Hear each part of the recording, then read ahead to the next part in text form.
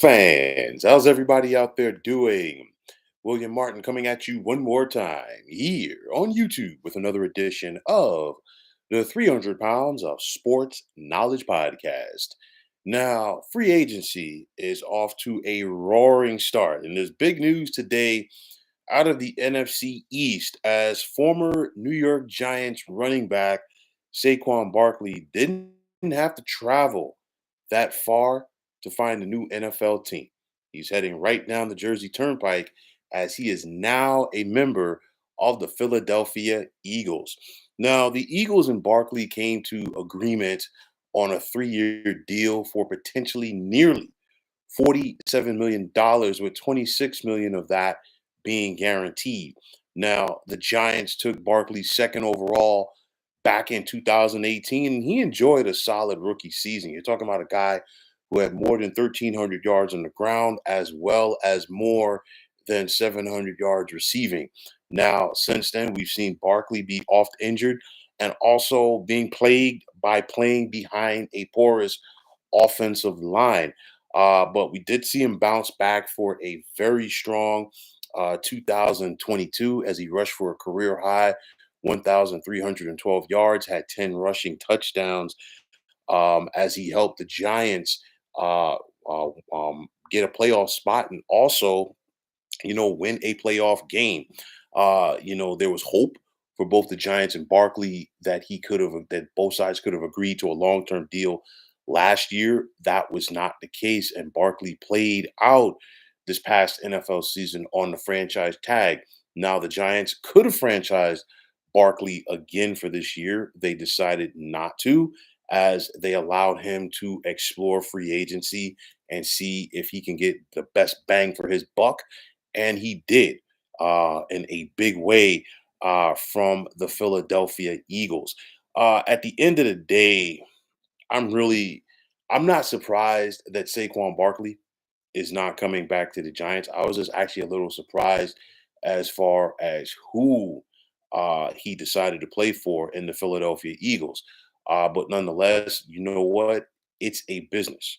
And just like these teams can cut you or trade you to whomever that they want to trade you to, you know what? At the end of the day, these guys are going to go for where they feel that they're going to get top dollar. And I think if you're Saquon Barkley, I don't know what goes on in his mind, but I will say this. I think he came across as a guy that really wanted to play for the Giants long term, but he wasn't going to do it at a discounted rate. And I think he wanted to be respected and compensated to what he felt was handsomely. And the Giants were not going to do that. And the Eagles were. It's also one of those situations where, like I talked about, for this long time with Saquon Barkley, Joe Shane, the current Giants general manager, did not draft Saquon Barkley. And typically, that, was a bit of a hiccup in my opinion for things. And honestly, when you watch Barkley play, some people will disagree with this. It's all good, but he didn't have the same explosiveness uh, that he once did pre-injuries. And I think, Shane being an analytics guy, focusing on things, and also the Giants brought him in to be a cap guy as well. I didn't see Joe Shane committing the amount of money to Saquon Barkley that the Eagles did. Yes, Saquon was slated to get 23 million in guaranteed last year from the Giants before things fell through, but nonetheless, I just didn't see, and I still don't see Joe Shane committing that type of money to Saquon Barkley, or honestly any running back for that matter. So it's one of those where this is just going to add another chapter to the Giants Eagles rivalry. Of course, when you think about these two organizations, there's really no love lost there, especially with the fan bases. Going back to the days when the Eagles played at a vet, and even before that at the University of Penn, and then with the Giants from their days at the Meadowlands, and then of course before that Yankee Stadium, and now with MetLife and Lincoln Financial Field respectively. There's no love lost between these fan bases. That is basically, if you're in South Jersey, you're an Eagles fan. If you're in North Jersey, and of course the New York area, for the most part, most people are Giants fans, at least when it comes to this rivalry. But nonetheless, this just adds another chapter to it. I mean, we've seen guys play for both the Giants and Eagles. At the end of the day, it is what it is. It's a business. So it's going to be very interesting to see what version of Saquon Barkley do the Eagles get. First of all, hands down, this is the most talented team that Saquon's going to be playing for since he stepped into the National Football League. You got Jalen Hurts at quarterback. You also have the likes of Devonta Smith and AJ Brown at wide receiver. I will say this: the Eagles do have some questions on the offensive line right now, uh, following the retirement, number one, of Jason Kelsey, and then on top of that, this is an aging group. But Philly does love to run the football, and I think that's going to be right up Saquon's alley. I think Saquon is lined up to have a very strong 2024 because I think he's going to be motivated. And I think that's a reason why, he stayed within this division because he wants to show the Giants, he wants to show Joe Shane, hey, you know what?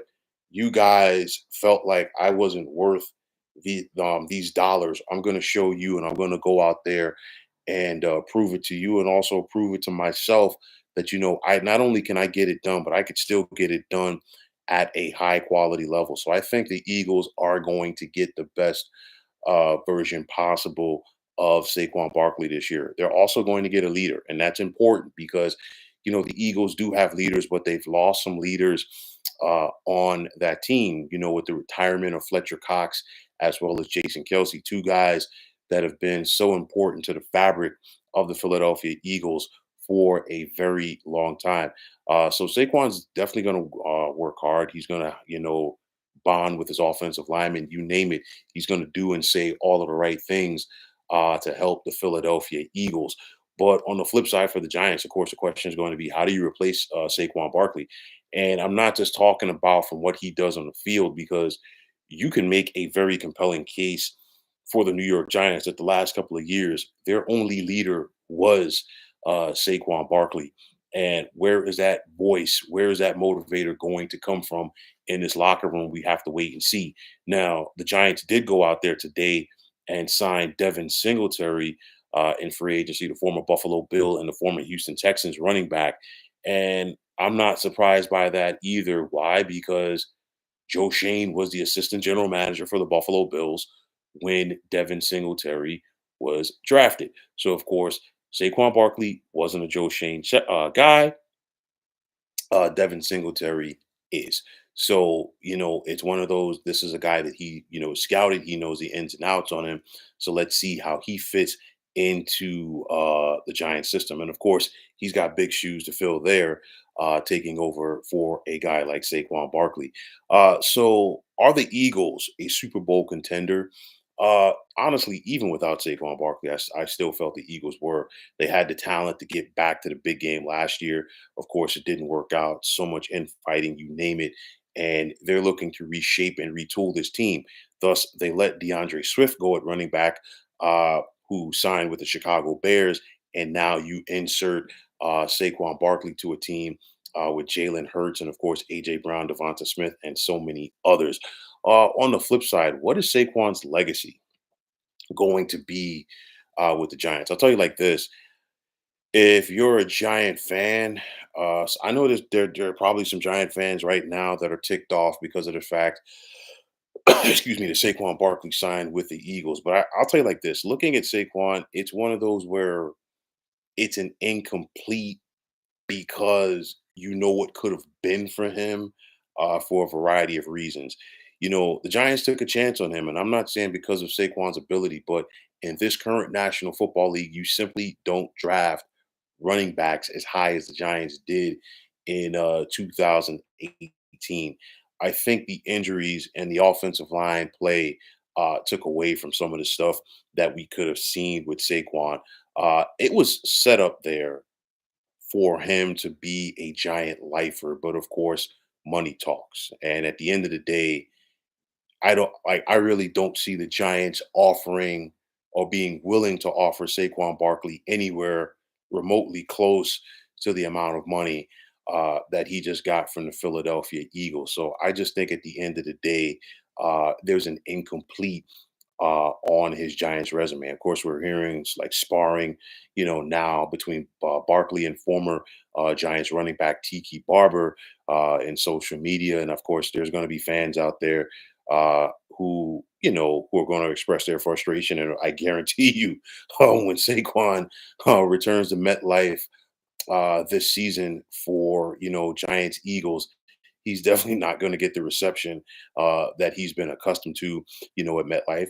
I think he's a big boy. I think he understands that, and he knows it comes with the territory. But on the flip side, going from the Giants and going to the Eagles and getting paid the type of money that Saquon Barkley just got paid, you better produce, because I think one thing that comes to mind is when the Eagles did this before, clearly under a different coaching staff, as far as getting a running back from within the NFC East and giving him big money. It's when they went out there when Chip Kelly was the head coach, and they paid DeMarco Murray big money and let LaShawn McCoy go, and of course that did not work out well. So of course the folks in Philly are very intense, and if you don't come out there and produce, especially after you got a big time deal like Saquon did just now, they're going to let you hear about it. So it's going to be very interesting to see how that works out. For Joe Shane, it's one of those where, you know what? Um, he wants to build this Giants team in his own image. And with the exception of Dexter Lawrence, with the exception of Daniel Jones, and I think his hand was kind of forced on that, in my opinion. He's let a lot of Dave Gettleman's guys go, because Xavier McKinney, the safety, just signed with the Green Bay Packers today, albeit I don't see the Giants, or I didn't see the Giants paying Xavier McKinney the type of money that the Green Bay Packers just paid him to play safety as well. But Joe Shane's trying to go out there and shape this team in his own image. We just saw the Giants this evening make the trade with the Carolina Panthers for defensive end Brian Burns, as they're looking to do some different things defensively. And, the NFL draft is about 6 weeks away. I would be highly surprised, okay, if the New York Giants do not take a quarterback in round number one, as Joe Shane continues to try to shape this roster the way that he wants it to. So, of course, if Saquon goes on to produce big in a big way and possibly help the Eagles win the championship, and the Giants are still struggling, I guarantee you, Joe Shane is going to be public enemy number one as far as Giant fans go in the New York area. But if the Giants are able to let Saquon go like they did, and they can build towards something, and if the Brian Burns thing works out, if the Devin Singletary move works out, if they can get some better play at the quarterback position, then you know what, things are going to be looking a lot different for both Joe Shane and Giants head coach Brian Daboll, as this is a very important offseason for the Giants, but it's also a very important offseason for the Eagles, because Nick Sirianni, their head coach, came under fire, over the second half of the season. And of course, how the Eagles limped into the playoffs, and basically how they were, rudely, if you will, shown the door in the wild card round via the Tampa Bay Buccaneers. But nonetheless, things just got even more interesting in the NFC East rivalry between the Giants and Eagles. I know a lot of people have focused on Eagles Cowboys in recent years in the NFC East, because basically they're the ones who are consistently, competing for the top spot in that division. But nonetheless, there's no love lost between the Giants and Eagles, especially their fans. So let's see how things work out for Saquon Barkley, wearing, Eagle colors now. And let's see how the Giants, are going to go forward with, parting with one of the anchors, if you will, of their franchise. And like I said, it's another chapter in the bitter rivalry between the Giants and Eagles. So, folks, that's going to wrap it up. And as always, I want to take this time out to thank all of you for tuning into the 300 Pounds of Sports Knowledge podcast here on YouTube. I want to take this time out to thank all of you fine folks out there for tuning in. And if you have not already, please feel free to subscribe to this channel. Now, if you're on the X, formerly known as Twitter, please feel free to follow me at 300 Pounds of Sports. And like I always say, if you follow me, it will be my pleasure to follow you right back. There's also the sports discussion group on Facebook at the Sports Depot 365. Now you can check it out. Drop a line to be a part of one of the better sports debating sites going on social media.